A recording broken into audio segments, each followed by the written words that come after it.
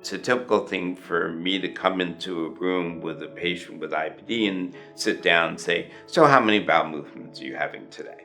These are things that people don't talk about. Once you let it be known that you have inflammatory bowel disease, you'll find out that your next door neighbor has it, or somebody at work has it. You never knew because you never addressed them in that way. Being an IBD patient, I think, helps me identify with the patients and the patients with me. Sometimes just walking in looking reasonably normal is enough to break the ice with patients and make it much easier to interact on a one-on-one basis. I treat them like part of my family. I treat them the way I'd want to be treated. He can connect with patients in a way that I think very few gastroenterologists can, because he's had that lived experience. With Dr. Rood being an IBD patient, I feel like he's been there, he's done that. They can see that he's had this since he was a child, and he's been very successful. With me having Crohn's myself, I feel like we have a great bond, the IBD dream team, as you will. No, I feel like we work really well together because of that bond, and we know how the patients feel. I've known Dr. Rood for a long time. First by reputation, all the work he's done for the Crohn's and Colitis Foundation and the United Ostomy Associations of America, and then having the privilege to meet him in person. I was diagnosed in 1978 when I was 23 in my second season as a place kicker with San Diego Chargers. I would go on to be sick for a year and a half, ultimately need several surgeries, and ended up with an ileostomy. And then remarkably, as my body healed, I got a chance to play again, and played ultimately 10 seasons as a place kicker for the San Diego Chargers. And during that time, it was the Crohn's and Colitis Foundation that reached out to me, encouraged me, educated me, and made me recognize there was a future for patients with IBD.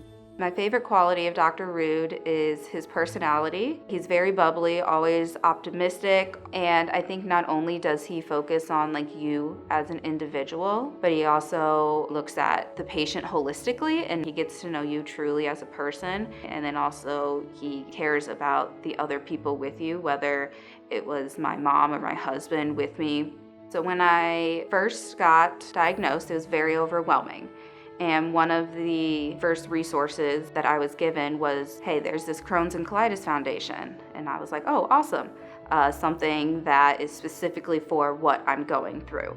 The Crohn's and Colitis Foundation is a tremendous resource for patients. We use it every day in clinic. We refer all of our new patients. There's tons of information where they can learn about medications, living with IBD. We as clinicians also use it because there's resources to help us keep up with what's going on at other expert centers.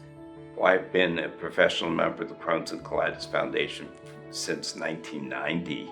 I think the Crohn's and Colitis Foundation is the premier organization that if anybody's going to find a cure for the disease, we're going to find the cure. Silver lining of having IBD is that you always have to look at the positive. It's that hope. It's that, getting up every day is a new day. And to have him as a doctor and a provider that I work for, I feel proud. He's one of a kind. And he's devoted his entire life, I feel, to IBD. He's like the Energizer Bunny. He's always looking for something to be better for patients. He's looking at it from all angles, research, everything. And I feel like that gives his patients hope that they always have somebody to go to bat for them. He has spent his life researching, advocating on behalf of us patients, and it's because of his own experiences. His illness drove him to be a physician, and as a result of that, a unique physician. Someone that understands what we go through as patients because he's gone through it. I like what I do.